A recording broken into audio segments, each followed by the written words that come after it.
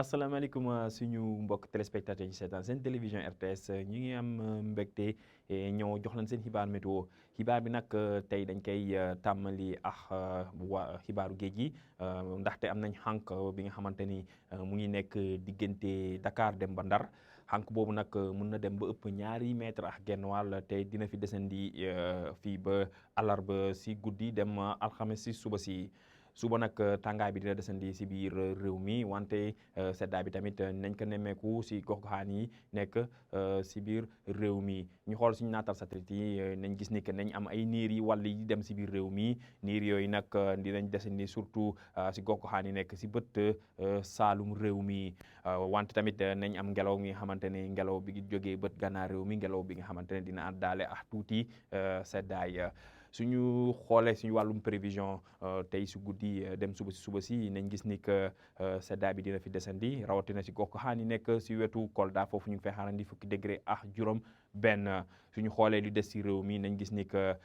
fukki degré ak juróom-ñeent mooy température bu ñuy gën a ràññee si goxaan Ziguinchor dem ba Sédhiou suñ demee diggante Dakar Mbour ak Thiès foofu tamit ñu ngi fay xaarandi fukki degré ak juróom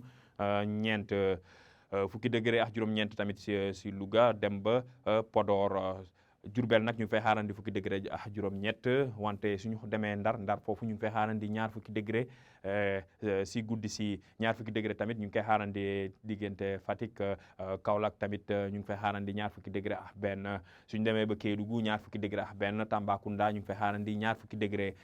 degré tamit ñu ngi koy xaarandi si gox-goxaan yi nekk wetu Bakel suñu demee suba si ngoon si nañ gis ni que asamaan bi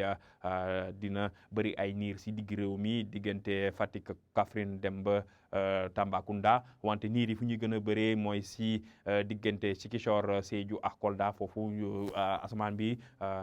niir yi nañ nëbb tuuti naaj bi wàllum tàngaay bi nañ gis ni que Dakar tàngaay bi dina fa wàññeeku lool ndax am nañ ngelaw bi nga xamante ngelaw géej la bi nga xamante ni dina ëpp si gox-goxaan yooyu ñu ngi fay xaarandi ñaar fukki degré ak juróom li des si dëkk bi nag nañ gis ni que température yi dina ëpp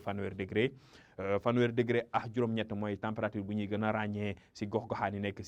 si bët saalum réew mi ak si digg réew mi wante suñ demee ba si diggante Kédougou ak Tambacounda foofu nañ gis ni que